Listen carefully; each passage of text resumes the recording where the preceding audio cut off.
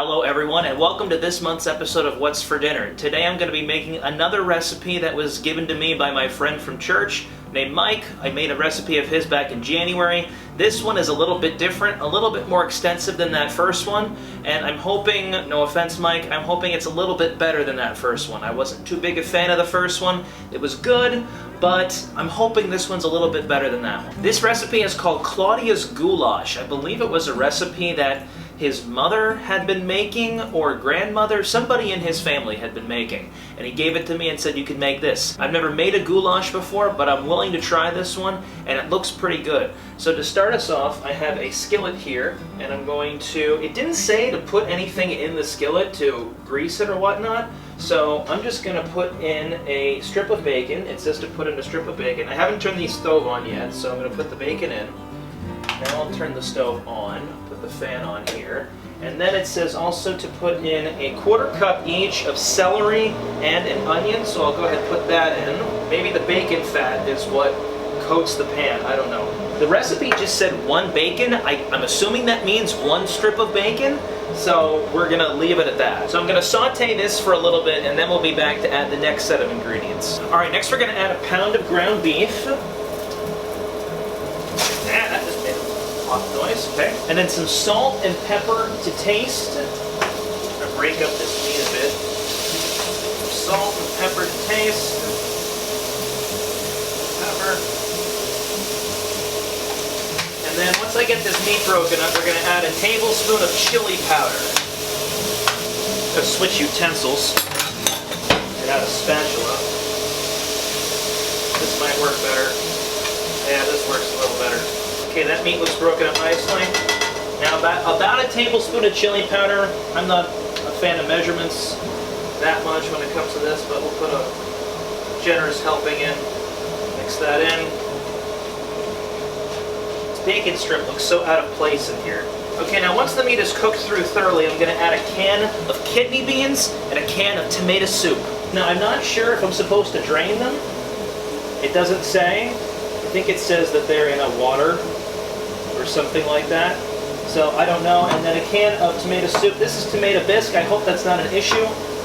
If it is, well, that's what I got. So that's what I'm going with. I will say, this is smelling very good. You can really smell the chili powder in it. My next concern is I hope everything else that has to go in here fits, because I've had issues before, as we've seen on previous episodes, where I've been concerned if everything that's supposed to go in a dish is going to fit.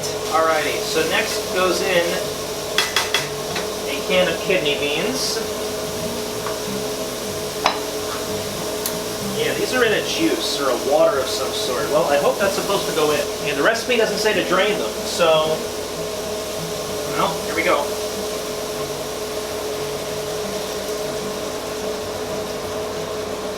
I feel like I'm making chili. Alright, then we'll add in this can of tomato soup.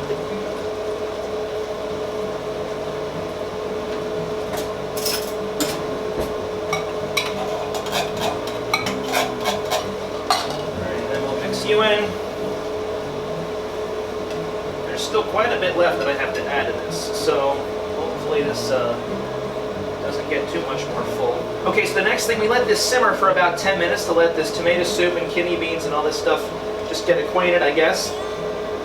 And then we'll add the next ingredient, where we're going to let it simmer again before we add the final ingredient. Alright, so we'll let it go for a moment. We'll be back shortly. Okay, I've let it simmer for about 10 minutes now. I'm now going to add, oh, it's gotten thicker. I didn't expect that. It's got a little thicker. I'm now going to add 2 cups, and I swear this is 2 cups, of cooked macaroni. Now, granted, it was 2 cups uncooked when I measured it out, and it's slightly more, so hopefully this doesn't cause an issue. Are you all just going to fall out into one giant? Yes, you are. Wow. Okay. Well then. I should make this the thumbnail. And then once this gets mixed in, we're going to let it simmer again for another 10 to 15 minutes before I add in the final ingredient, which is just a bunch of cheese. And I gotta say, when I pictured goulash, this is not exactly what I imagined it looking like. I thought it was more like a soup. This doesn't really look like a soup. Okay, now, again, as I said, we're going to let the noodles mix in here a bit. Again, let it simmer 10 to 15 minutes. And then we're just going to add some cheese, and that's about it. Alright, it's been about another 10 minutes or so. I'm going to add now a 1/4 cup maybe more. Some cheddar cheese. The quarter cup is, usually it tells me in the bag. Oh, this is a 2-cup bag, so about a quarter of this bag. Actually, no, about an eighth of this bag. But I like cheese, so I'll put a little bit more on.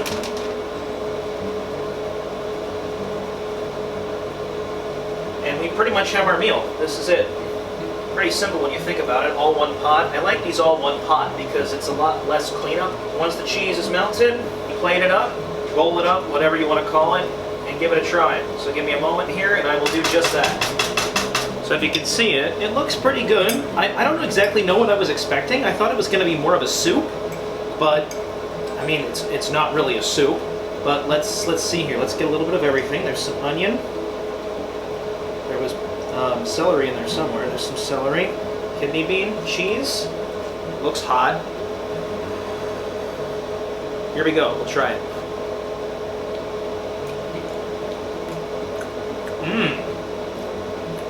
Oh, that's... Mark this one off as a success. This is absolutely amazing.